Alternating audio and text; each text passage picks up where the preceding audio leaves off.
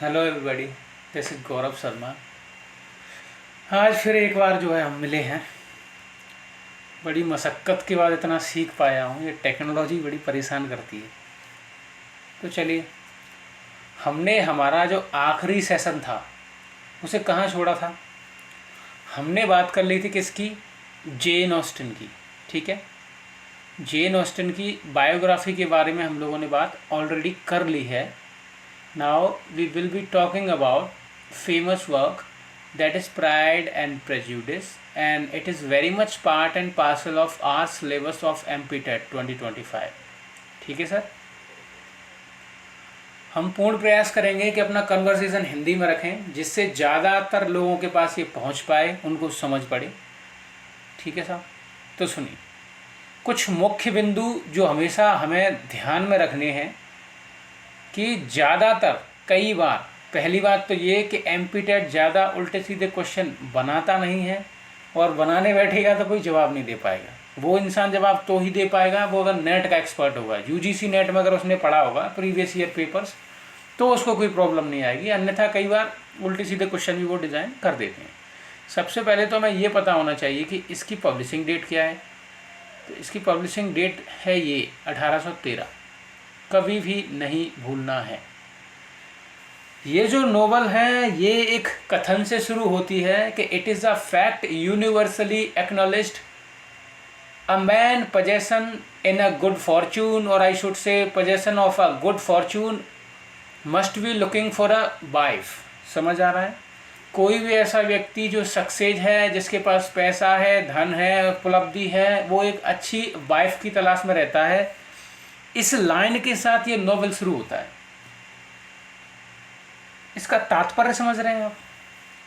जो contemporary fiction जो genre है जेन ऑस्टिन का, जेन ऑस्टिन क्या कहती हैं, इनकी जो वास्तविक स्थिति थी उस समय में जब ये जी रही थी, तो इन्होंने कई बार ऐसे एक्सपीरियंस इंसिडेंट करे होंगे। टीएस एलियट साहब तो बोल के निकल गए कि थ्योरी ऑफ इम्पर्सनैलिटी लगाइए और वर्क्स लिखिए, वही एस्टाउंडिंग जीनियस है जो थ्योरी ऑफ इम्पर्सनैलिटी से लिटरेचर में काम करेगा, और वास्तविकता है नहीं। तो देखिए, अब जो इन्होंने देखा वो इन्होंने लिखा। इनके ज़्यादातर नोवेल जितने भी इन्होंने लिखे हुए हैं वो सब के सब सोसाइटी से डील करते हैं, सोसाइटल प्रॉब्लम्स के साथ डील करते हैं। उन्हीं में से एक ये है प्राइड एंड प्रेजुडिस, जिसके बारे में हम कर रहे हैं बात। अब देखिए साहब, कुछ मुख्य बिंदु जिनके बारे में हमें पता होना चाहिए। जैसे इसका जो ओरिजिनल टाइटल था वो था फर्स्ट इम्प्रेशन। इम्प्रेशन तो समझते होंगे आप, किसी इंसान से जब आप पहली बार मिले और आपका इम्प्रेशन पड़ गया, सामने वाले ने आपको जज कर लिया कि आप बहुत अच्छे हो या आप बहुत बुरे हो या आप बहुत बड़े विद्वान व्यक्ति हो, ऐसा कुछ। अब ये जो दोनों शब्द हैं ऊपर, ये जो देख रहे हो ना, ये जो आपने देखे हैं प्राइड, प्राइड है ना, और ये प्रेजुडिस, ये दोनों सिंबल हैं। दोनों सिंबल हैं प्रोटैगोनिस्ट के लिए। ये मेल प्रोटैगोनिस्ट के लिए, ये फीमेल प्रोटैगोनिस्ट के लिए। ठीक है साहब, देखिए प्राइड। अब इसकी ये जो हमारा जो टाइटल है, ठीक है, इस टाइटल में ये जो दो शब्द हैं प्राइड एंड प्रेजुडिस, ठीक है, इस प्राइड का संबंध प्रोटैगोनिस्ट के साथ है, डर्सी के साथ, और प्रेजुडिस का संबंध है एलिजाबेथ के साथ।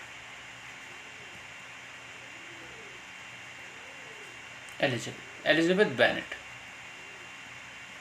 है ना पूरा नाम। सुनिए, इस नोवेल में जब पहली बार ये दोनों मिलते हैं, डर्सी और एलिजाबेथ बेनेट, तो ऐसा प्रपोजल दिया जाता है डर्सी को कि आप जो है एलिजाबेथ के साथ डांस कर लीजिए। तो डर्सी इसका तिरस्कार कर देता है। डर्सी कहता है कि स्टेटस कॉमन नहीं है, मैच नहीं होता, and I don't think so that she is suitable for me, ऐसा कुछ है ना। तो यहाँ ये सर का दिख गया प्राइड, ठीक है, ये इनका घमंड बीच में आ रहा है, तो इसलिए ये प्राइड को सिंबलाइज करते हैं। ठीक है, अब बात आती है प्रेजुडिस की।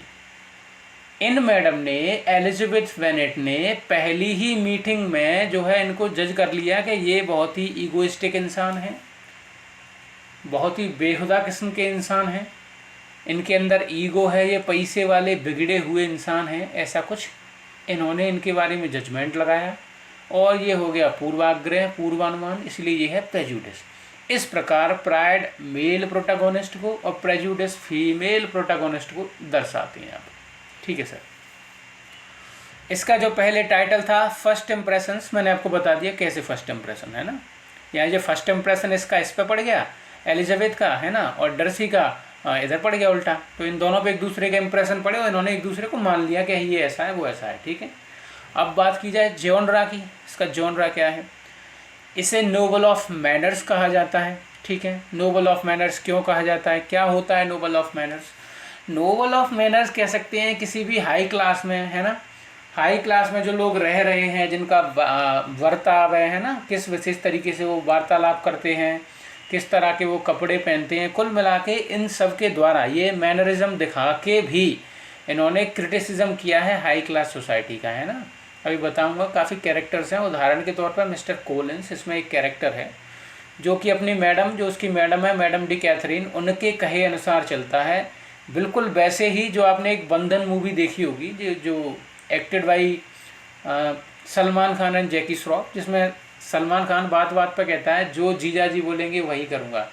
बिल्कुल उसी प्रकार ये जो व्यक्ति है मिस्टर कोलिंस, ये अपनी मैडम के हुक्म मानता है। तो कुल मिला के कुछ ऐसे बिंदु हैं जहाँ इन्होंने सोसाइटी का क्रिटिसिज्म किया हाई क्लास का।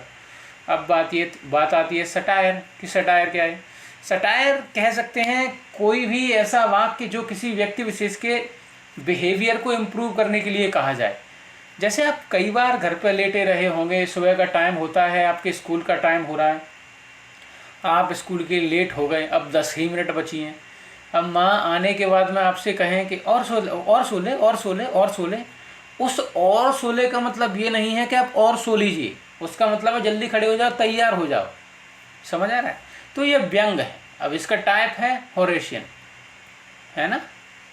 होरेस एक रोमन पोइट था, ठीक है, जिसने कार्पे डिएम की फिलॉसफी दी है ना। Carpe diem is something seize the day and live the day as the last, है ना, ऐसा कुछ कार्पे डिएम की फिलॉसफी। मैं जो भी बताऊंगा आपको कहीं ना कहीं काम जरूर आएगा, 100%। या तो यहाँ आ जाएगा या कहीं अन्य पीजीटी में आ जाएगा, जरूर आएगा, इस बात की गारंटी है, क्योंकि मैं जो भी बताऊंगा अपने एक्सपीरियंस से बताऊंगा। ठीक है सर। अब आगे बात की जाए, it is a romantic novel. ये बात हमको पता है, ये रोमांस बताती है किस किस के बीच में? जेन के बीच में, मिस्टर बिंगले के रूप में, है ना। तो आगे ये कैरेक्टर्स हैं, तो आप अभी आगे इनसे इंट्रोड्यूस हो जाएंगे, आप टेंशन ना लें, अभी सुनिए ध्यान से। तो ये रोमांस दर्शाती है मिस्टर बिंगले जेन के बीच में, ये रोमांस दर्शाती है डर्सी और एलिजाबेथ के बीच में। बस यही कहानी है ना, ये रोमांस नोवेल है। और एक बात और याद रखना, मुझसे क्वेश्चन पूछा था MPPSC असिस्टेंट प्रोफेसर में कि जेन ऑस्टिन किस प्रकार के नोवेल लिखती है ना। तो ये कंटेम्परेरी फिक्शन लिखती है, पहली बात। दूसरी बात, और रोमांस नोवेल भी आप इनको कह सकते हैं ना, रोमांटिक नोवेल्स। अब ये पब्लिश्ड हुआ एनोनिमसली, है ना, 3 वॉल्यूम में 1813 में। ये बात भी आपको याद रखनी है। एक बात और आप याद रखना, वो ये कि इनके मोस्ट ऑफ वर्क्स पे, देखिए सर, कोई भी वर्क जब ऑथर्ड होता है तो उसके नीचे लिखा रहता है कि इसको लिखा किसने, ऑथर का नाम नीचे चलता है। तो पुराने समय में आप मान के देखिए, जैसे आप कई बार सोसाइटी के दोहरे मापदंड देखने चलेंगे। कई बार जैसे आप इंडिया में ही देख लीजिए, कुछ फीमेल्स जैसे कार वार चला रही हैं, तो कुछ लोग ऐसे डाउनग्रेड करने की कोशिश करते हैं, फीमेल हो, कार चला रही हो, कोई भरोसा नहीं किसको ठोक दोगी। समझ आ रहा है? तो बिल्कुल कुछ ऐसे ही रिमार्क थे जब ये नोवेलिस्ट थी जेन ऑस्टिन। तो जेन ऑस्टिन ने बहुत सारी चीज़ें एक्सपीरियंस करी, उनसे पहले भी जॉर्ज इलियट आई, है ना। तो कुछ ऐसी फीमेल ऑथर्स रही जिन लोगों ने पूर्ण प्रयास किया अपनी आइडेंटिटी छुपाने का। क्या छुपाने का? आइडेंटिटी, है ना, आइडेंटिटी छुपाने का प्रयास किया। यदि शुरुआत में ही ये अनफोल्ड हो जाता है कि इसे कोई फीमेल लिख रही है, तो लोग इंटरेस्ट के साथ पढ़ना नहीं चाहते या पढ़ नहीं रहे थे। उस वक्त समाज की स्थिति कुछ ऐसी थी, इसीलिए जेन ऑस्टिन के नोवेल्स को कंटेम्परेरी फिक्शन कहा जाता है। ये वही सब दर्शाती है ना। तो ऐसे कई नोवेलिस्ट रहे हैं, जैसे जेन उसको ले लीजिए, मैरी एन इवंस, है ना, जिसने अपना जो पेन नेम रखा था वो था जॉर्ज इलियट, एक मेल नेम, है ना, जिससे लोगों को लगे कोई मेल लिख रहा है। तो इनके मोस्ट ऑफ वर्क्स थे, उनमें नीचे लिख के आता था कई बार बाई अ लेडी, ठीक है। पेन नेम मान लीजिए, पेन नेम मतलब कोई भी ऐसा नाम जिससे कोई व्यक्ति कुछ नोवेल, पोइट्री, है ना, जो भी लिख रहा हो वो ये पेन नेम हो सकता है, बाई अ लेडी, याद रखना है ना। और परसुएशन इनका पहला वर्क है, मैंने पिछली क्लास में आपको बताया होगा, जहाँ सर्वप्रथम इनका नाम डला था, है ना, जेन ऑस्टिन। चलिए अब आगे बात करेंगे। तो it is written and in the free indirect speech, ठीक है, स्वतंत्र प्रवाह में ये नोवेल लिखी गई है। कोई ऐसी नरेशन से बाध्य नहीं है कि कोई एक व्यक्ति नरेट कर रहा है तो वही नरेट करेगा, मल्टीपल नरेटिव्स आती हैं, ठीक है। नरेटिव्स कह सकते हैं कोई भी कहानी कहने की, कह सकते हैं कहानी कहने की कोई कला मान लीजिए, या कहानी कहने का कोई ढंग मान लीजिए, जिसमें लोग बदलते रहते हैं। जैसे अभी कहानी मैं सुना रहा हूँ, इससे आगे की कहानी कोई और सुना रहा है, उसके बाद में कोई ऐसा कहानी सुना रहा है जो कोई कैरेक्टर ही नहीं है, जैसे आकाशवाणी हो रही है, कुछ इस तरह से, ठीक है। तो आगे सुनिए। अब इसका जो टाइटल है प्राइड एंड प्रेजुडिस, ठीक है। अब ये देखिए, ऐसा नहीं है कि कोई कहीं से भी खड़ा करके कुछ भी उल्टा सीधा टाइटल बना देता है। हर ऑथर कहीं ना कहीं से इन्फ्लुएंस्ड जरूर हुआ होता है, ठीक है। जैसे आप उदाहरण के तौर पे उसे मान लीजिए, ये हैंडफुल ऑफ डस्ट करके एक नोवेल है ना, हैंडफुल ऑफ डस्ट हुआ, ये हुए बहुत सारे हैं। जैसे आपने सुना होगा E.M. फ्रॉस्टर ने एक नोवेल लिखा है पैसेज टू इंडिया, तो इसको लीव्स ऑफ ग्रास से उठाया है, जिसको लिखा है वॉल्ट विटमैन ने। तो ऐसे बहुत सारे वर्क्स हैं जो आपस में इंटर कनेक्टेड रहते हैं और जिनको कई बार इंटरटेक्सुअलिटी से जोड़ के जो देखा जाता है। ये किसी प्रकार का विशेष सिद्धांत है जिसे जूलिया क्रिस्टेवा ने दिया है कि कोई भी टेक्स्ट स्वतंत्र नहीं है, सब टेक्स्ट आपस में जुड़े हुए हैं, इसको इंटरटेक्सुअलिटी बोलते हैं, ठीक है। तो इन्होंने ये जो टाइटल है प्राइड एंड प्रेजुडिस, इसको उठाया, इस लाइन को, ये 3 शब्दों को उठाया एक फेमस नोवेल से जिसका नाम है सीलिया, ठीक है। 1782 में लिखा है और इसकी ऑथर हैं फैनी वर्नी मान लीजिए या फ्रांसिस वर्नी, ये दोनों इन्हीं के नाम है, ठीक है। इनके द्वारा जो लिखित नोवेल है, इसमें जो है हम देखेंगे कि यहाँ ये जो लाइन लिखी हुई है इस नोवेल में, है ना, प्राइड एंड प्रेजुडिस में, ठीक है। तो ये प्राइड एंड प्रेजुडिस की ये जो लाइन है ना, ये यहीं से उठाई है फैनी बर्नी के सीलिया से, ठीक है। अब हम चलते हैं आगे। इससे मैं कंफर्टेबल नहीं हूँ, तो धीमे धीमे एक आधी क्लास में हो जाऊँगा, उम्मीद करता हूँ। अब जब हम कोई भी नोवेल पढ़ रहे हैं तो हमें उसके कैरेक्टर्स के बारे में पता होना चाहिए, नहीं तो पूरी कहानी सर के ऊपर से जाएगी। तो अब थोड़ा सा कैरेक्टरिस्टिक्स बताऊंगा, कैरेक्टर्स की, कौन कैसा है, क्या उसका कैरेक्टर है, ठीक है। तो आप देखेंगे, यदि इनके नोवेल उठा के देखते हैं आप जेन ऑस्टिन के, तो आप पाएंगे उसमें वेरिड काइंड ऑफ कैरेक्टर्स हैं, बहुत सारे कैरेक्टर्स, हर डायमेंशन का, हर डायरेक्शन का कैरेक्टर है, ठीक है। अब उन्हीं के बारे में वन बाय वन बताता जाऊंगा, आप देखते जाएं। देखिए साहब, ये एक फैमिली है, बेनेट फैमिली, ठीक है। ये माता पिता हैं और इनकी 5 बच्चियां हैं, ये, ठीक है साहब, 5 गर्ल्स हैं ना, गर्ल्स हैं। इनका कोई लड़का नहीं है, बेनेट फैमिली का, ठीक है। लॉन्गबॉर्न नाम की ये जगह पर रहते हैं, ठीक है। ये कोई स्पेसिफिक प्लेस है इंग्लैंड में, जो अभी हम समरी में बताएंगे, अभी कैरेक्टर्स के बारे में डिस्कस कर रहे हैं। मिस्टर बेनेट बहुत आलसी किस्म के इंसान है, ठीक है, बहुत आलसी किस्म के इंसान है और केयरलेस भी हैं। इनको कोई फ़र्क नहीं पड़ता मेरी लड़कियां क्या कर रही हैं, कैसे कर रही हैं। वहीं दूसरी ओर जो इनकी वाइफ हैं मिसेस बेनेट, ठीक है, केयरफुल हैं। ये चाहती हैं हर हाल में मेरी लड़कियों की शादी किसी ऊंचे ख़ानदान में हो जाए, ठीक है। ये ऐसी माँ है और इन्हीं के द्वारा वो लाइन कही जाती है कि it is a truth universally acknowledged that a person in a possession of good fortune must be looking for a good wife, ठीक है। तो ये जो लाइन है, थोड़े से शब्द इधर उधर होंगे, बाकी यही लाइन है, तो अर्थ यही है। तो कुल मिला के उनका यही कहना है, ये इन्हीं की सोच है, और इस केवल एक शब्द मैरिज है ना, इस एक शब्द को आधार बना के इसी से घटनाएं क्रिएट करके उनने पूरा एक नोवेल लिख डाला जेन ऑस्टन ने। एक नहीं, दो नहीं, तीन तीन शादियां दिखाई जाती हैं। पहली शादी जेन की, दूसरी एलिजाबेथ की, और तीसरी ये लिडिया जो भाग जाती है एक के साथ। ठीक है, सुनिए। अब हमने माता पिता के बारे में बात कर ली, हम एक एक करके वन बाय वन लड़कियों के बारे में बात करें। सुनिए,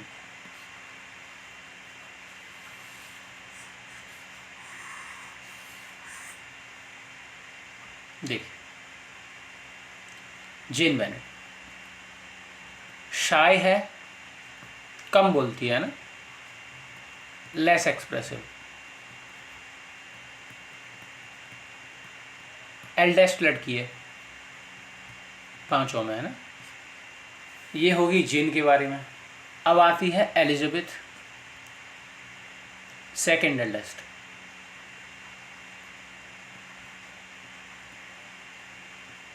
है ना। विटी है,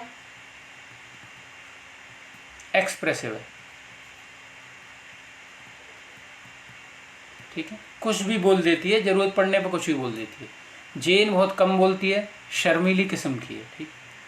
अब इनके बारे में विशेष जानकारी है नहीं, जो इनके बारे में ज़रूरी जानकारी वो ये है कि इसको म्यूजिक पसंद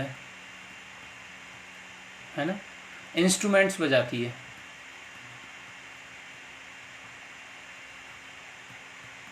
कैथरीन, किटी और लिडिया ये दोनों एक इंसिडेंट से महत्वपूर्ण बन जाती हैं, वो ये कि ये दोनों एक आर्मी कैंट में, है ना, मैरिटन में जो होता है वहाँ पे विज़िट करती हैं लगातार, है ना, और वहाँ ये फ्लर्टिंग भी करती हैं सोल्जर्स के साथ। ये इन दोनों के बारे में ज़रूरी है। ये फूलिश किस्म की लड़की है, ठीक है, फॉफिस भी है, ठीक है, ज़्यादा बोलती है, टॉकेटिव है ना। ये आपको लिडिया के बारे में पता होना चाहिए। दूसरी बात, ये एलोप कर जाती है ना, एलोपमेंट। ये एक आर्मी के ऑफिसर के साथ भाग के शादी कर ली थी, ठीक है, कौन, लिडिया बेनेट। अब हमने बात कर ली इस पूरी एक फैमिली की, ठीक है। अब हम आगे बढ़ रहे हैं, अदर कैरेक्टर्स की बात करेंगे। अब ये हमने पूरी फैमिली कंप्लीट कर ली। अब बात करते हैं इन दोनों की। बहुत ही सीधा सोफेस्टिकेटेड इंसान है ये। सोफेस्टिकेटेड मतलब एक बहुत ही सज्जन व्यक्ति, मान लो सज्जन किस्म का व्यक्ति है चार्ल्स बिंगले। ये एक जगह पे आया है जो कि मैंने अभी आपको बताया था, जो बेनेट फैमिली का जो लोकेशन है ना, उस जगह पे ये घूमने के लिए आया है चार्ल्स बिंगले। साथ में इसकी बहन है कैरोलिन बिंगले, साथ में इसका एक दोस्त है मिस्टर फिट्जविलियम डर्सी। इसकी ये पहली बहन है, इसकी एक और बहन है, ठीक है, हालांकि वो महत्वपूर्ण नहीं है इसलिए मैंने इसमें डाला नहीं है उसको, ठीक। सुनिए, बहुत सोफिस्टिकेटेड इंसान है, वेल मैनर्ड है,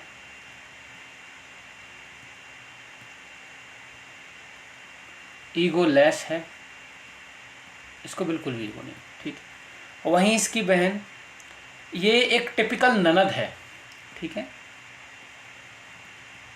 टिपिकल सिस्टर इन लॉ। कैसे? जैसे सामान्य तौर पर जो ननद दिखाई जाती हैं बॉलीवुड मूवीज़ में, आपने देखा होगा, जो भाभी को मार रही हैं, भाभी को परेशान कर रही हैं, मतलब वही तंज देना, खींचातानी करना, ये कुछ उस प्रकार का टिपिकल कैरेक्टर, ठीक है। अब ये जो इंसान है कैरोलाइन, ये पसंद करती है इस इंसान को, फिट्जविलियम डर्सी को, ठीक है, याद रखना है, आगे आपको कहानी पता चलेगा। अब फिट्जविलियम डर्सी कौन है? फिट्जविलियम डर्सी दोस्त है चार्ल्स विंगले का।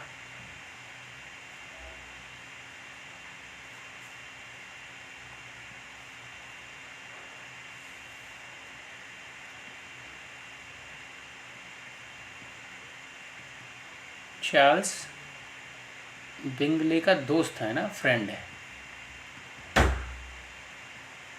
बहुत ही रिच किस्म का इंसान है।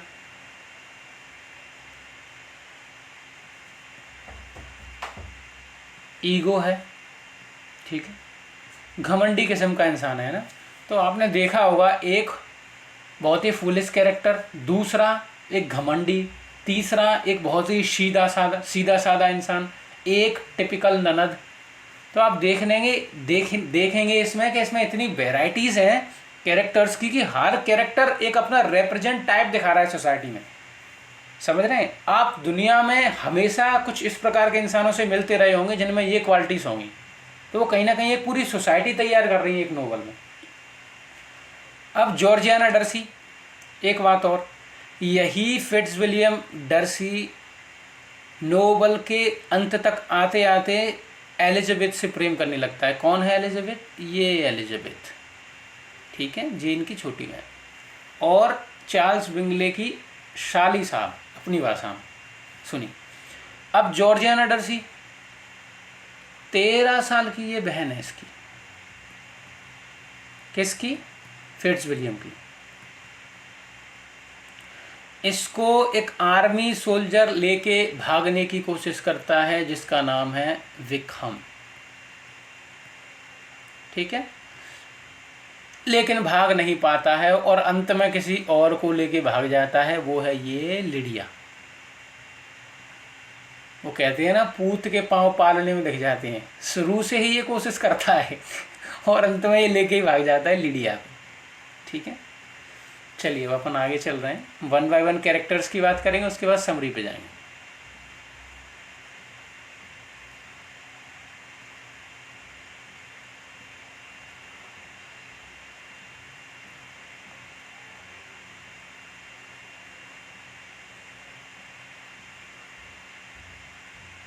जी,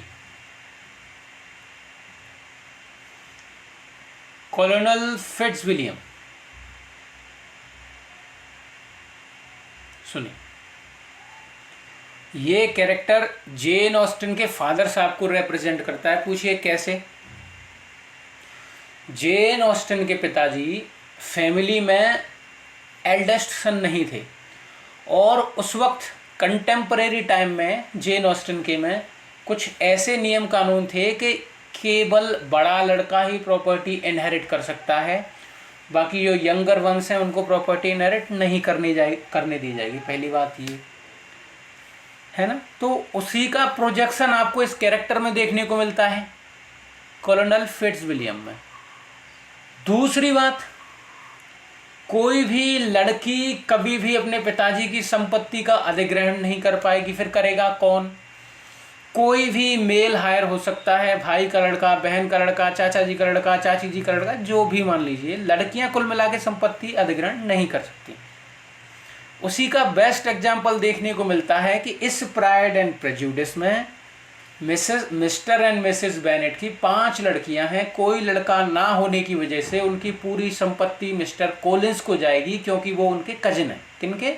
5 लड़कियों के, भाई है नहीं, तो इसलिए पूरी प्रॉपर्टी जाएगी कहाँ? मिस्टर कोलिंस को, जो कि उनका कजन है। तो अब ये देखिए प्रोजेक्शन हो गया ना, उनकी सोसाइटी में क्या हो रहा था, उनके पिताजी कैसे बेदखल हो गए, कैसे प्रॉपर्टी में हिस्सा नहीं मिल रहा था, उन सबका प्रोजेक्शन जो वहाँ सोसाइटी में घटित हो रहा था इस नोवेल में देखने को मिलता है। ठीक है, तो कह सकते हैं एक तरह से कंटेम्परेरी फिक्शन है। ठीक है, और इसका देखिए अपने यहाँ भी ऐसा नहीं है कि अपने यहाँ भी शुरुआती समय में आज से तकरीबन 100, 125, 150 साल पहले कहीं ना कहीं ऐसी जुड़ी हुई कंडीशनें हुआ करती थी। इंग्लैंड में हमें ज़्यादा अंतर नहीं था। उनका मेन फोकस इस समय पे जब इन्होंने ये नोवेल लिखा है तो वहाँ लड़कियों की ये स्थिति थी कि लड़कियों को बस शादी कर देना है, बस पराए घर जाना है और उनका कोई दूसरा काम है नहीं, रिच घर में कहीं अच्छा घर देख के शादी कर दो। हमारी भी यही स्थिति कुछ समय पहले तक थी, तकरीबन 15, 20, 25 साल पहले। गाँव में इवन अभी भी लोग ऐसा ही सोचते हैं। तो आप देखने चलेंगे हम उनसे अभी भी तकरीबन 200-250 साल पीछे थे इस थॉट प्रोसेस में। वो हमसे बहुत आगे चल रहे थे थॉट प्रोसेस में। तो ये कहीं ना कहीं एक तरह से कंटेम्परेरी स्टडी है, यदि हम देखने जांचने बैठते हैं तो।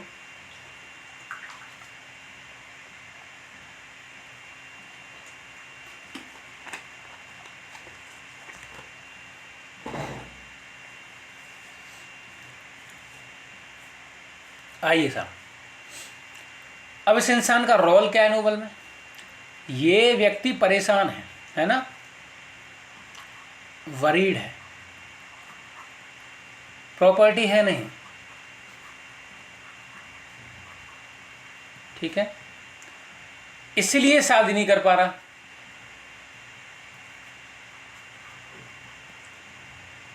नॉट मैरिड, ठीक है, प्रॉपर्टी है नहीं, कोई फ्यूचर का अता पता ठिकाना नहीं है, इसी अनकंफर्टेबलनेस की वजह से ये व्यक्ति शादी करने को तैयार नहीं है। ये जेन ऑस्टिन के पिताजी साहब को प्रोजेक्ट करता है ना। अब सुनिए, अगला कैरेक्टर है जॉन विकम। ये जॉन विकम एक बहुत ही बदमाश किस्म का इंसान है, एक गली का कह सकते हैं, एक जो कहते हैं ना बंच ऑफ क्रुक्स, जो कॉर्नर पर खड़े रहते हैं लड़के। अब कमेंट्स करें या जितने भी उल्टे सीधे गलत रेट है, मैं समझता हूँ ये वर्स्ट कैरेक्टर है जो उन्होंने डिज़ाइन किया है। ऐसा भी उन्होंने कहीं ना कहीं देखा होगा उनके समय में। ये जो जॉर्ज विकम है ये आर्मी में ऑफिसर है, ठीक है। ये व्यक्ति थ्रू आउट नोवेल 3 लड़कियों को फंसाने की कोशिश करता है। पहले जॉर्जियाना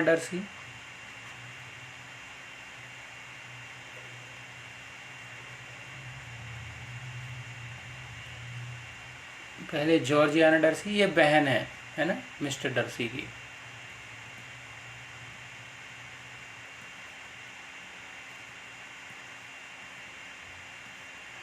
उसके बाद में एलिजाबेथ को फंसाने की कोशिश करता है।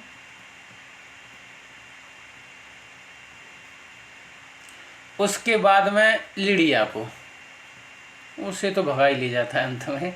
शुरू से कोशिश यही कर रहा होता है, जॉर्जियाना को ही भगाने की कोशिश करता है, अंत में ये इसको भगा ले जाता है, लिडिया को, ठीक है। अब आगे सुनिए। अब इनके बाद में कैरेक्टर आता है लेडी कैथरीन का। कौन है लेडी कैथरीन? रिच लेडी है, बहुत पैसा है,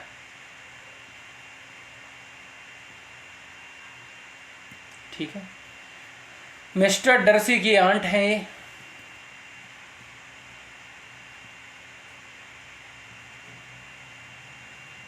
तीसरी बात, मिस्टर कॉलिंस की मालकिन है ये।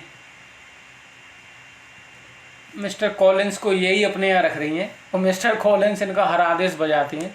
मिस्टर कॉलिंस को ये कहती हैं कि जाओ शादी करके लाओ, तो ये शादी करने के लिए आते हैं। पहले प्रयास करते हैं जेन से, जेन डिसएग्री कर देती है। उसके बाद एलिजाबेथ से प्रयास करते हैं, वो भी डिसएग्री कर देती है। उसके बाद में एक लड़की होती है अलग, ये शार्लेट ल्यूकस।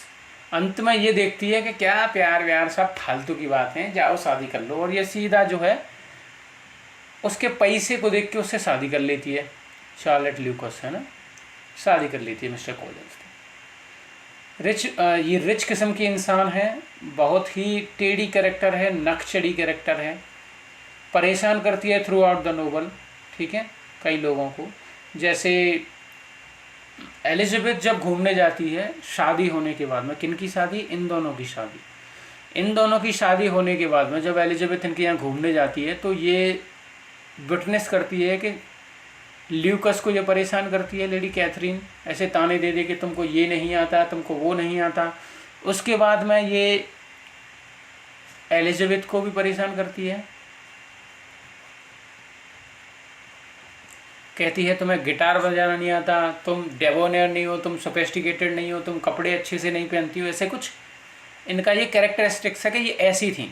मैं ये सब चीज़ें आपको केवल इसलिए बता रहा हूँ, अगर नोवेल से डायरेक्ट कोई लाइन उठा के डाल दी तो आप लाइन पढ़ के समझ जाएंगे कि ये किसका विचार है, कौन उसमें कैरेक्टर ऐसा था। समझ आ रहा है? ऐसा है, इसलिए मैं इनकी कैरेक्टरिस्टिक्स बता रहा हूँ हर कैरेक्टर की। भले ही समय जा रहा है मुझे पता है, बट ठीक है, कोई दिक्कत नहीं, कोई काम करो तो ढंग से करो। अब लेडी कैथरीन की एक लड़की है ये, अब इनकी शादी होने का विचार रखा है, टू बी मैरिड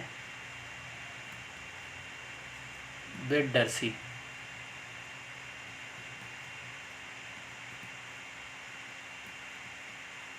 ठीक, मैडम कैथरीन एन की शादी डर्सी के साथ करवाना चाहती हैं। अंग्रेज लोगों में ऐसा हो जाता है, हमारे यहाँ ऑल्दो नहीं होता है। ठीक है, करवाना चाहती हैं। ये सूखी साखी सी पेल लड़की है, एकदम कमजोर पतली है ना, स्पेक्टर एकदम। ठीक, अब मिस्टर कॉलिंस पहली बात तो कजन है बेनेट सिस्टर्स के। दूसरी बात, सर्वेंट मान लो या ये मान लो कि ये अधीनस्थ हैं लेडी कैथरीन के, है ना। तो ये इनके यहाँ रहते हैं, इनके सारे हुक्म बजाते हैं, इन्हीं के कहे पर ये शादी करने आते हैं और अंत में शार्लेट ल्यूकस से शादी कर लेते हैं। अब शार्लेट ल्यूकस कौन है? ये फ्रेंड है एलिजाबेथ की, एलिजाबेथ बेनेट की, है ना।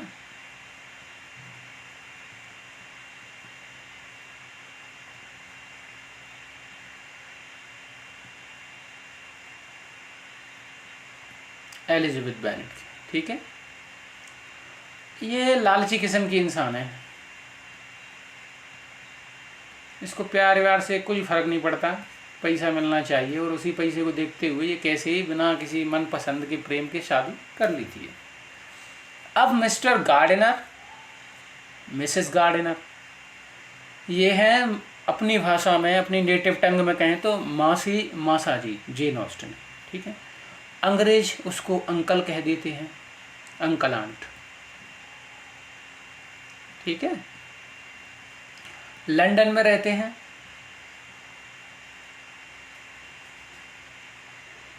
कहाँ रहते हैं?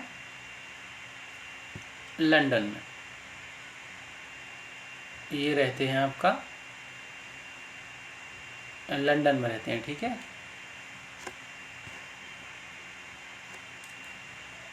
इनका एक अहम रोल है कि दोनों लड़कियां जेन और एलिजाबेथ लंदन जाती हैं, ठीक है। ये जो आंटी है ना मिस गार्डनर, इस नोवेल की सबसे ज़्यादा बुद्धिमान और रेशनल प्रैक्टिकल लेडी है। यही सलाह देती है एलिजाबेथ और जेन को, है ना, कि तुम्हें क्या करना चाहिए क्या नहीं करना चाहिए। बहुत बुद्धिमान कैरेक्टर है ये। अब मिस्टर एंड मिसेस फिलिप, पास में एक टाउन है मैरीटॉन करके, है ना, स्पेलिंग देख लेना, थोड़ी सी इनकरेक्ट हो सकती है। ये वहाँ रहते हैं, है ना, रेसिडेंस है इनका ये, और इसी के नियर बाई ठहरी हुई है आर्मी कैंप है।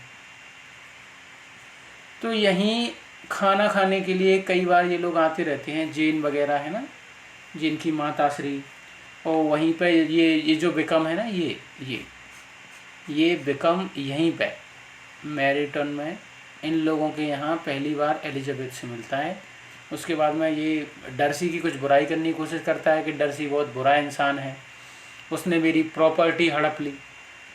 उसके पिताजी के यहाँ, मेरे पिताजी काम करते थे एक समय पे, उसके पिताजी ने जब वसीयत छोड़ी थी डर्सी की ने, तो उसमें एक हिस्सा मेरा था। किसका? विकम का, ठीक है, हिस्सा मेरा था, और उसने अधिग्रहण कर लिया, मुझे कुछ दिया नहीं, बेदखल कर दिया। तो ये बोलता है एलिजाबेथ को, चूँकि ये सब गलत होता है, तो आगे समरी में हम आगे बात करें, ठीक है सर। अब हम चल रहे हैं आगे समरी पे आगे सर।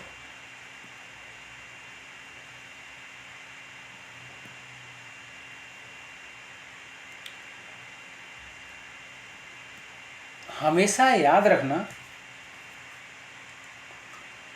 एक कहानी को कहने के कई ढंग हो सकते हैं, एक कहानी को कई ढंग से कहा जा सकता है। जैसे एक लड़का है, इंदौर में रहता है, बहुत होशियार है, ठीक है, उसके घर वाले बहुत गरीब हैं, कुछ करना चाहता है, कुछ कर नहीं पा रहा है। वहीं दूसरी ओर कोई और कहानी सुनाएगा तो कैसे शुरुआत करेगा?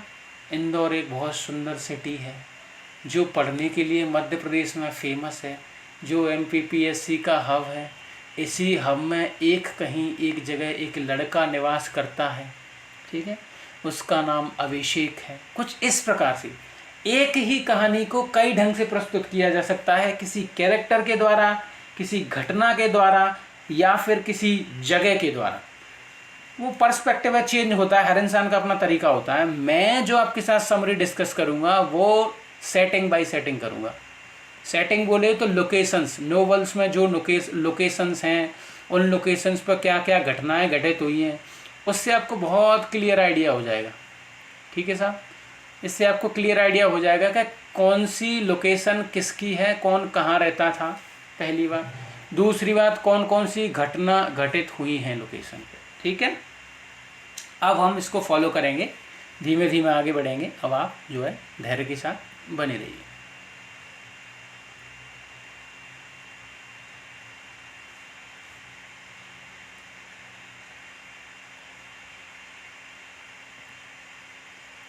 थोड़ा सा इसमें मुझे प्रैक्टिस नहीं है तो धीमे धीमे हो जाएगा। ठीक, लॉन्गबॉर्न ये स्टेट है जहाँ पर बेनेट फैमिली रहती है। ठीक है, बेनेट फैमिली की है, और इनके पास कोई लड़का नहीं है बेनेट के पास, मिस्टर बेनेट के पास। तो ये प्रॉपर्टी मिस्टर कॉलिंस को जानी है। ठीक है, मैंने आपको बताया था ऐसी सोसाइटी हुआ करती थी इंग्लैंड में उस समय पर। अब इसका ओपनिंग सीन कहाँ खुलता है कि Mrs Bennet obsessed with marrying off her daughters, है ना, after hearing about Mr Bingley. सुनो, इस लॉन्गबॉर्न नाम की जगह पे ये निवास करते हैं।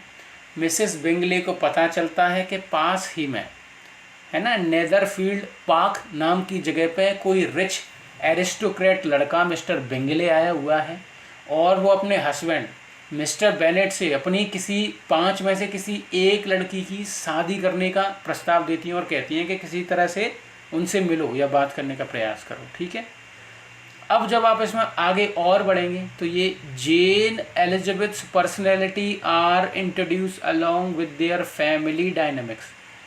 फैमिली डायनामिक्स मतलब कैरेक्टर्स दोनों कैसे कैसे हैं कि जेन शाई है, जेन कम बोलती है, बहुत सुंदर लड़की है, सुशील लड़की है।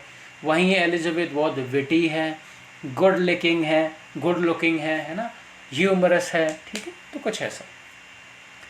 अब यहीं मैंने आपको बताया था मिस्टर कॉलिंस द पॉम्पस एक ऐसा व्यक्ति जो दिखाता है, दिखा हुआ आदमी, मतलब बहुत ज़्यादा शो ऑफ करे, हायर टू लॉन्गबॉर्न हिल। मैंने कहा था ना इसकी संपत्ति इसको जानी है।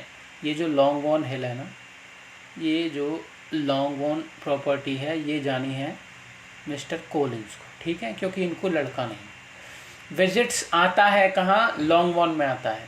प्रपोजेस टू एलिजाबेथ, एलिजाबेथ को प्रपोज करता है। उससे पहले ये जीन पे ट्राई करने की कोशिश करता है, लेकिन वो कर देती है मना।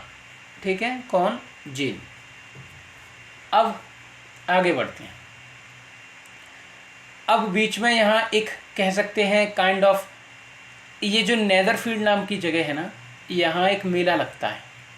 ठीक है, उसी मेले में जाते हैं कौन, ये बेनेट सिस्टर्स, है ना, और उसी मेले में आता है मिस्टर बिंगले, साथ में मिस्टर डर्सी।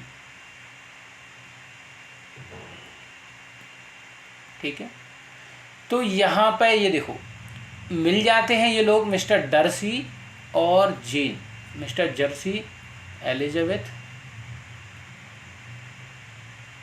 और साथ में ये जो मिस्टर बिंगले जेन। तो यहाँ जब ये मिलते हैं, नेदरफील्ड नाम की जगह पे एक वॉल, VALL ऐसा शब्द है, इसका कोई अर्थ होता है कोई विशेष प्रकार का फेयर या पार्टी मान लो। तो वहाँ पर पहली बार जेन और मिस्टर बिंगले मिलते हैं। ठीक है, ये दोनों मिलते हैं, आपस में मिलके दोनों साथ में डांस करते हैं, और इसी जगह पे, है ना, इसी जगह पे जो है झगड़ा होता है एलिजाबेथ का डर्सी के साथ।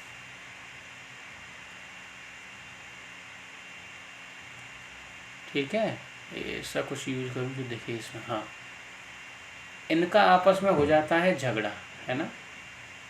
ठीक है, बिगड़ जाती है आपस में।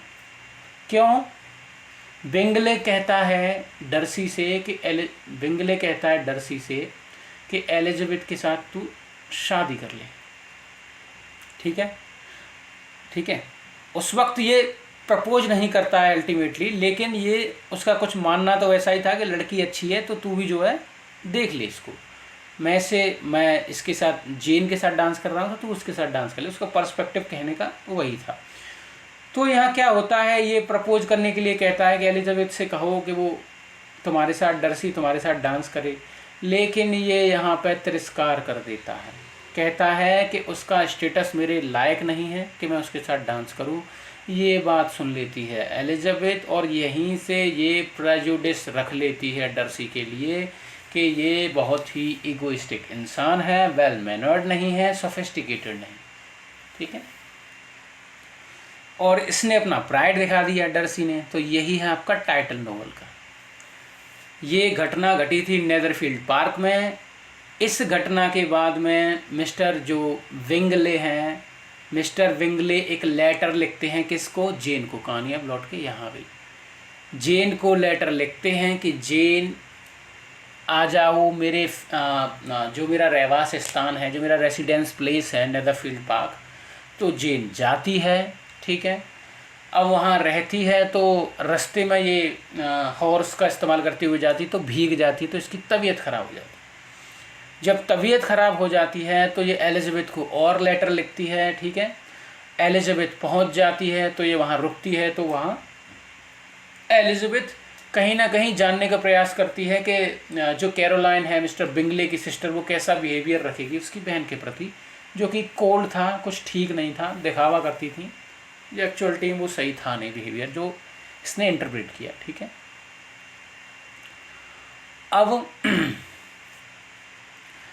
अब यहाँ क्या होता है, ये जो घटना है ना, ये आप ये देख रहे हो,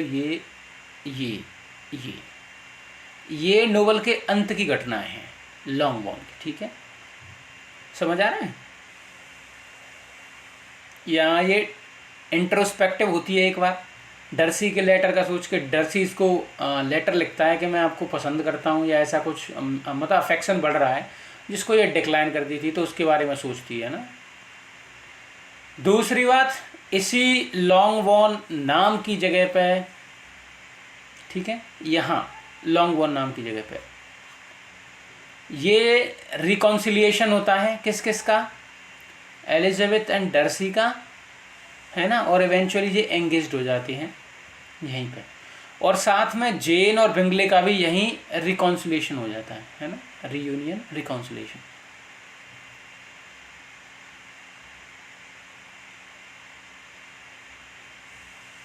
एक बात और, Lydia, let me change the colour, Lydia runs off with Wickham causing family scandal. अब चूंकि जैसे हम हैं, हम भारतीय हैं, आज भी गांव में कोई लड़की किसी के साथ भाग जाती है तो परिवार मुंह नहीं उठा पाता है, चेहरा तक नहीं दिखा पाता किसी को। बिल्कुल वही स्थिति वहाँ 200-250 साल पहले थी, जो हमारी अभी भी है, और मे बी आने वाले 10-50 साल में ख़त्म हो जाएगी। तो अब देख सकते हैं कितना अंतर है हम में और उनमें। वो कहाँ थे, हम कहाँ थे, जहाँ से वो पहले निकल गए वहाँ से हम अब चल रहे हैं। उनकी जो सोसाइटी हो गई है वैसे अभी हमारी होने में समय लगेगा, ठीक है। अब चलते हैं अगली सेटिंग पे। ये घटनाएं हैं जो मैं आपको बता रहा हूँ, इससे आपको पूरा रॉ आइडिया हो जाएगा कि कहानी में है क्या।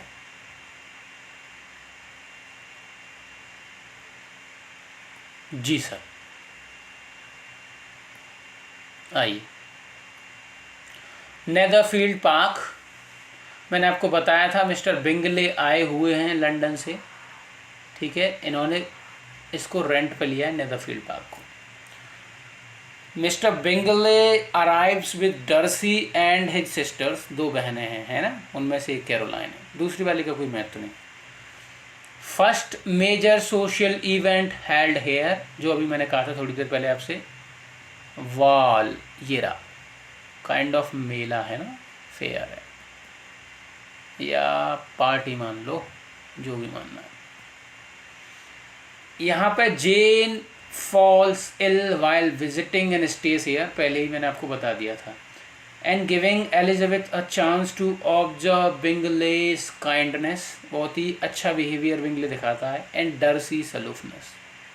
जब एलिजाबेथ अपनी बहन के यहाँ आती है, जब एलिजाबेथ को लेटर लिखा जाता है जेन के द्वारा नेदरफील्ड पार्क से, तो उसकी बहन की तबीयत ख़राब होने की वजह से एलिजाबेथ भी आ जाती है। तो वहाँ इसको जानने का मौका मिलता है कि बिंगले कितना ज़्यादा काइंड है और वहीं डर्सी कितना अलूफ है, कितना एरोगेंट किस्म का इंसान है। हालांकि यहीं से धीमे धीमे झुकाव होना शुरू हो गया था डर्सी का, है ना। अभी हम चल रहे हैं और नीचे।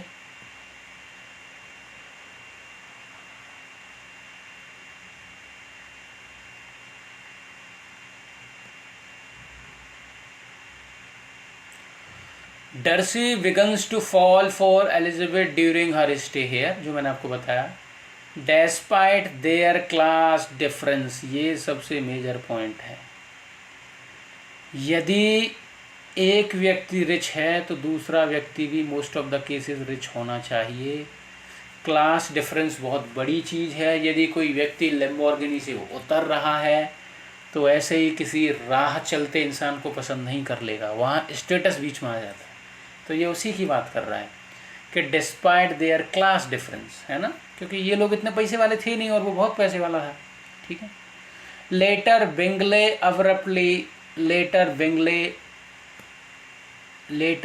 Abruptly leaves under Darcy and Caroline's influence leading to heartbreak for Jane. ठीक है, अब सुनिए ऐसा क्यों होता है। ये नेदरफील्ड पार्क में रह रहे थे, कौन, मिस्टर बिंगले, ठीक है। अब ये नेदरफील्ड पार्क में रह रहे थे तो सब कुछ ठीक चल रहा था, तो कुछ घटनाएं घटित हुई। क्या कारण रहा कि बिंगले यहाँ से चला गया, उन पर प्रकाश डालने का कारण करता हूँ, डालने का प्रयास करता हूँ। ये एक तरह से एनालिसिस है ना, डीप एनालिसिस। कारण, पहला कारण तो ये कि डर्सी को ऐसा लगता था कि जेन रिस्पॉन्स नहीं दे रही है। किसका, बिंगले के इमोशंस का, ठीक है। बिंगले के इमोशंस का रिस्पॉन्स नहीं दे रही है जेन, तो उसने कहा फिर क्यों समय बर्बाद करना है, let's go to our city. तो लंदन जाने के लिए ये बोलता है। अब कैरोलाइन को क्या परेशानी थी, उसने ऐसा क्यों किया, उसने ऐसा इसलिए किया कि कैरोलाइन पसंद करती है डर्सी को, ठीक है। अब ये डर्सी को पसंद करती है तो इसमें सीधी सी बात है, जब एलिजाबेथ यहाँ आई थी, जब जेन की तबीयत खराब थी, तो डर्सी का अफेक्शन धीमे धीमे एलिजाबेथ की तरफ बढ़ना शुरू हुआ, जो कैरोलाइन अपनी आंखों से ऑब्जर्व कर रही थी। जब उसको दिख रहा था, उसे भी जेलसी हो रही थी, तो उसने भी इन्फ्लुएंस किया किसको, मिस्टर बिंगले को, कि चलो यहाँ से। और कुछ इस प्रकार से डर्सी प्लस कैरोलिन, इन दोनों के इन्फ्लुएंस में आके मिस्टर बिंगले नेदरफील्ड पार्क छोड़ देते हैं, लंदन चले जाते हैं। ये थी घटना। अब इसमें हम और आगे चलेंगे। अब बात आती है मैरीटॉन, ये एक नियर बाई टाउन है, ठीक है। इस जगह पे आर्मी ठहरी हुई है, ये आर्मी कैंप है, ठीक है। ये देखो द मिलिटिया रेजिमेंट, क्या ही पढ़ोगे इसको, है ना, मिलिट्री रेजिमेंट स्टेशन है। Lydia and Kitty frequently visits to flirt with officers, मैंने आपसे शुरू में ही कहा था। एलिजाबेथ मीट्स जॉर्ज विकम, आपको मैंने बताया था इनकी आंट के यहाँ पार्टीज हो रही थी, है ना, अंकल आंट उनके यहाँ, ठीक है। तो ये यहाँ जाते आते थे, मैंने आपको ऊपर बताया। Who tells her a false story about Mr Darcy, मैंने आपको ऊपर बताया था कि मेरी जायदाद, मेरी जो इस डर्सी के जो पिताजी मेरे लिए वसीयत छोड़ के गए थे, उसको डर्सी ने मुझे दिया नहीं। बाद बाकी ऐसा है नहीं, है इसका उल्टा। ये जो जॉर्ज विकम है, ये पीने खाने वाला इंसान है, जुआ खेलता है। तो जो भी इसके नाम पे पिताजी ने डर्सी की ने छोड़ा था, वो इसने सब बर्बाद कर दिया। इसने और पैसे मांगे डर्सी से, डर्सी ने मना कर दिया। तो इसने डर्सी की छोटी बहन जॉर्जियाना डर्सी को भगाने का प्रयास किया, ठीक है, जो कि बाद में डर्सी को पता चल गया। तो उसके बाद में इन दोनों के आपस में संबंध बिगड़ गए, और इसलिए जॉर्ज विकम जो है कटु निंदा करता है डर्सी की, ये मेन कारण है। ये कान भर देता है और ज़्यादा इमेज बिगड़ जाती है डर्सी की एलिजाबेथ की निगाह में। और कहीं ना कहीं ये विकम पूर्ण प्रयास करता है कि एलिजाबेथ के साथ फ्लर्ट करे या संबंध बनाने का प्रयास करता है कि somehow they suppose to be in some sort of relationship. अब Wickham's charming nature deceives many including Elizabeth at first. मैंने आपको बताया था ना शुरुआत में, है ना, डर्सी की बहन जो जॉर्जियाना थी उसको, उसके बाद में एलिजाबेथ को, उसके बाद में लिडिया को, ठीक है। अब ये जो टाउन है मैरी टाउन, ये सिंबलाइज करता है एनर्जी को, गॉसिप को, इल्यूजन को। कारण क्या है? आर्मी कैंप था, ठीक है। आर्मी कैंप था तो लोग आते जाते थे, बैठ के बातें चलती थी, चाय पे चर्चा काइंड ऑफ किस्से, है ना, खाने, है ना, और वाल वगैरह होते थे, तो ये लोग सब आपस में मिलते थे तो बातचीत करते थे, इसलिए ये एनर्जी को, यूथफुलनेस को सिंबलाइज करता है। अब हम अगले टाउन पर चल रहे हैं, अगली सेटिंग पर चल रहे हैं, वो है आपकी रोजिंग स्पार्क।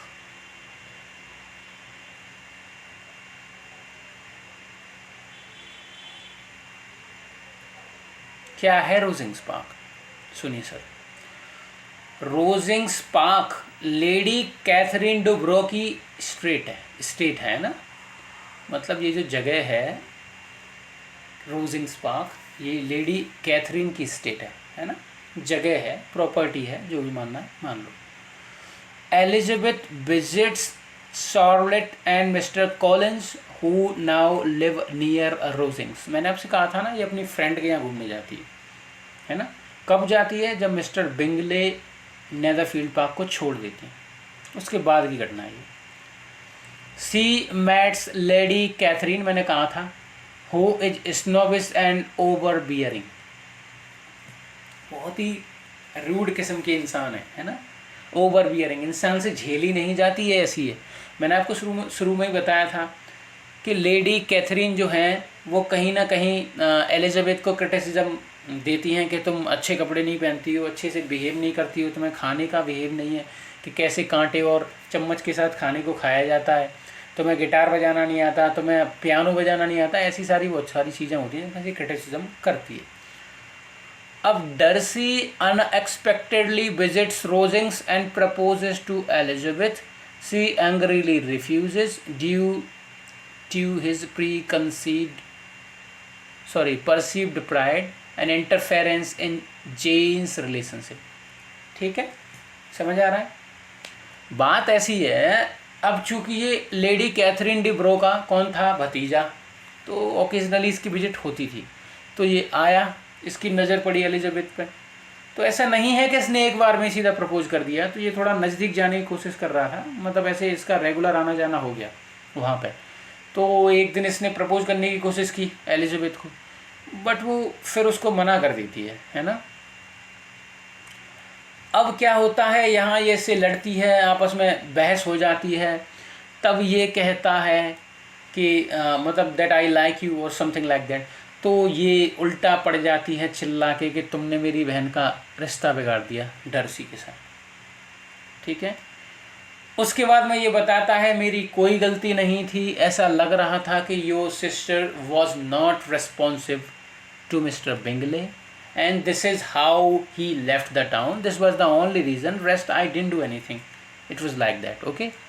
तो ऐसा था, है ना। दूसरा, ये डर्सी जो है ये एलिजाबेथ को लेटर देता है, उसमें एक्सप्लेन कर देता है बेकम की लाए कि बेकम क्या झूठ बोल रहा था बेकम, है ना, and his reasons for separating Jane and Bingley, कि वो ये कि तुम्हारी बहन रिस्पॉन्सिव नहीं थी इसलिए। और दूसरा बेकम का बता देता कि ये बहुत पापी इंसान है, इसने मेरी बहन को भगाने की कोशिश की, ये बहुत दारू पीता है, मतलब उल्टे सीधे काम करता है, कोई भला आदमी है नहीं है। ठीक है, और इसी लेटर से, ये जो लेटर दिया है डर्सी ने एलिजाबेथ को, इसी से जो है इनका पॉइंट ऑफ व्यू बदल जाता है एलिजाबेथ का, कि नहीं ये बहुत अच्छा व्यक्ति है। ठीक है, एलिजाबेथ का ओपिनियन धीरे धीरे बदलना यहीं से इसके लिए शुरू हो गया। अब यहाँ से हम थोड़ा सा और आगे चल रहे हैं, अब आ गए हंसफोर्ड पर्सोनेज पर। ठीक है, ये मिस्टर कॉलिंस का रहवास है ना, रेसिडेंस है, और ये टेरिटरी में आता है रोजिंग्स की में। रोजिंग्स किसका है? एस्टेट, रोजिंग्स एस्टेट है कैथरीन डिब्रो का, है ना। सुनते जाइए। Elizabeth stage with Charlotte Lucas and Mr Collins. मैंने आपको बताया था इन दोनों की आपस में हुई है शादी, और ल्यूकस को विजिट करने आती है एलिजाबेथ, ठीक है। Here Darcy and Elizabeth interact more specially during visit to Rosings, ठीक है। तो ये उसी के पास में था, नियर बाई जगह थी, तो डर्सी भी आता था, तो ये आपस में मिलते जुलते रहते थे, थोड़ा बात करने की कोशिश करता था। Their social mismatch becomes clearer as Darcy's awkward affection, है ना, समझ आ रहा है। तो वो कह रही थी ये कैसे मेरी तरफ एकदम से झुकना शुरू हो गया, ये तो बहुत ही एरोगेंट किस्म का इंसान था, तो उसको महसूस होता है। The first proposal and rejection occur during Elizabeth stay here, मैंने आपको भी बताया था, ये उसी के अंदर में आता है, रोजिंग्स में, रोजिंग्स की टेरिटरी में आता है ना। अब इसमें आगे बात चलेगी पेम्बरले स्टेट की, है ना, Darcy's estate in Derbyshire. Elizabeth visits with Gardiners during a tour मान लो। She sees the grandeur and refinement of Darcy's home. इसके जो मासाजी थे मिस्टर एंड मिसेस गार्डनर, इनके साथ ये थोड़ा बताती है कि डर्सी नाम का एक व्यक्ति है, ऐसा है वैसा है, थोड़ा सा कुछ इवेंट्स को शेयर करती है आंट और अंकल के साथ में। तो ये लोग विजिट करने जाते हैं पेम्बरले स्टेट को, है ना, पेम्बरले स्टेट को। तो यहीं ये देखती है इसकी भव्यता और कितना शानदार बना हुआ है ना, रिच क्लास से आती है मिस्टर डर्सी, है ना। Darcy behaves warmly and respectfully, है, ये सरप्राइज कर देता है एलिजाबेथ को कि ये भला आदमी कब से हो गया। वो मिलती है हाउसकीपर से, डर्सी की से, वो बहुत तारीफ़ करता है ना, स्पीक्स हाईली ऑफ हिम, और यहीं से उसका पूर्णतः ओपिनियन चेंज हो जाता है, वो भी महसूस करने लगती है कुछ। This visit sets the stage for their eventual reconciliation. यहीं से ये दोनों एक दूसरे की तरफ झुकने लगते हैं, मिलने लगते हैं। अब यहीं इसी जगह पर news of Lydia's elopement reaches Elizabeth here disrupting the growing intimacy. यहाँ ये दोनों एक दूसरे के नज़दीक आना शुरू हो गए थे, क्लोज आ रहे थे, तभी इसको न्यूज़ मिलती है लेटर के द्वारा। इस लेटर को जेन ने लिखा था, उसमें ये लिखा था कि लिडिया जो है मैरी टाउन नाम की जगह से भाग गई है, ठीक है। अब हम चल रहे हैं आगे।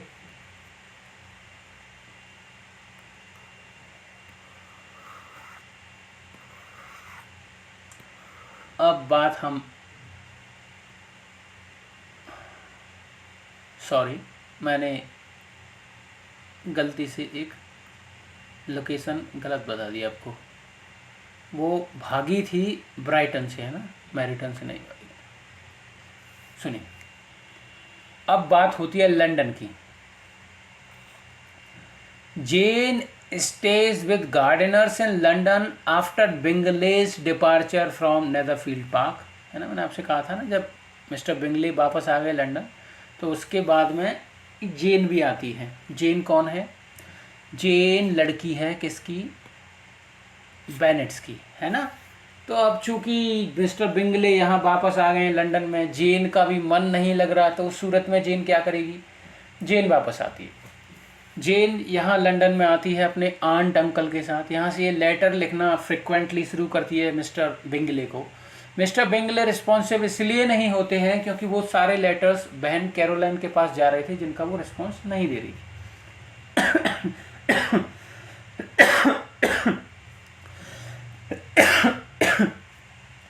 इसके बाद में ये पुनः अपनी बहन को लेटर लिखती है लॉन्गबोर्न में, एलिजाबेथ को, और इसमें ये बात करती है अपनी सैडनेस की कि मिस्टर बिंगले जो है साइलेंट हैं और रिप्लाई नहीं दे रहे हैं लेटर्स का।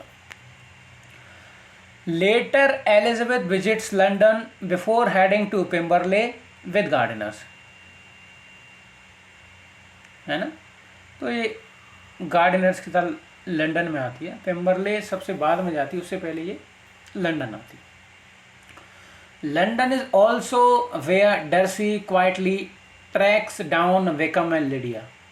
मतलब ये जो विकम एंड लिडिया थे, इन दोनों को मिस्टर डर्सी यहीं से ढूंढता है लंदन से, और यहीं मिस्टर विकम को ये दे देता है पैसे, ठीक है, कुछ जो भी धनराशि उसको देता है वो दे देता है, और बोलता है कि लिडिया के साथ शादी कर लो जिससे इनका सोशल डिग्रेडेशन नहीं होगा, समाज में इनकी इज्जत नहीं बिगड़ेगी, ठीक है, तो वो दे देता है। लेकिन एलिजाबेथ समझती है उसके अंकल ने दिया।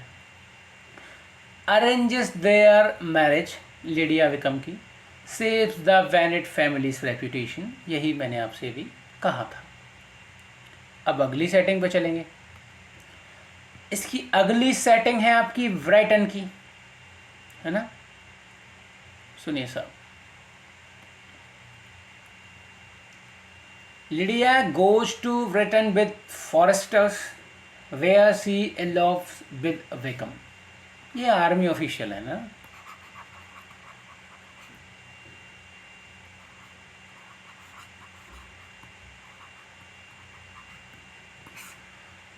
इनकी वाइफ है। मैंने आपसे कहा था जब आर्मी जो है मेरिटन में रुकी थी तो वहीं पे ये रहते थे, फॉरेस्टर्स है ना, फॉरेस्टर्स है ना, जो भी बोल रहे उसका प्रोनाउंसिएशन दिक्कत कर रहा है।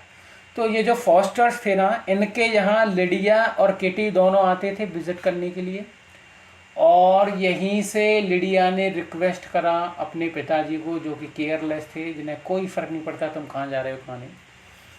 तो यहाँ से लिडिया और किटी दोनों रिक्वेस्ट कर रहे थे कि हमको जाने दो ब्रिटेन के लिए फॉरेस्टर्स के साथ। ये चले जाते हैं और यहीं से लिडिया भाग जाती है विकम के साथ। कौन सी जगह से? ब्रिटेन से, याद रखना। ब्रिटेन बोल लो, ब्राइटन बोल लो, जो भी बोलना। Final scene Longbourn and पेम्बरले।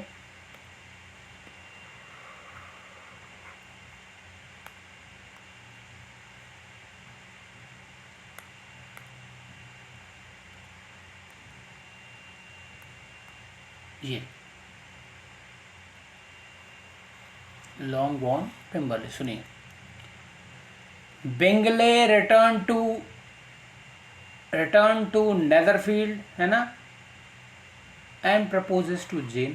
पहली बात, वापस आ गए लॉन्गबोर्न में, ठीक है। Lady Catherine visits Elizabeth to dissuade her from marrying Darcy. Elizabeth refuses to promise. अब सुनो मेरी बात, जब ये सब लोग वापस आ जाते हैं, है ना, तो उसके बाद में लेडी कैथरीन आती हैं लॉन्गबोर्न में। क्यों आती हैं? एलिजाबेथ को समझाने का प्रयास करती हैं कि तुम डर्सी से शादी मत करो, उससे मेरी लड़की शादी करेगी, प्रेशर बनाने की कोशिश करती हैं। लेडी कैथरीन एन की शादी करवाना चाहती हैं डर्सी के साथ, लेकिन प्रॉमिस नहीं करती एलिजाबेथ। अब Darcy proposes again and Elizabeth accepts. ये दूसरा प्रपोजल हो गया, है ना, ये एक्सेप्ट कर लेती। The novel ends with Elizabeth Darcy's marriage and as well as Jane Bingley's hopeful suggesting future। इतनी सी बस कहानी है। आप इसमें कैरेक्टर देखेंगे,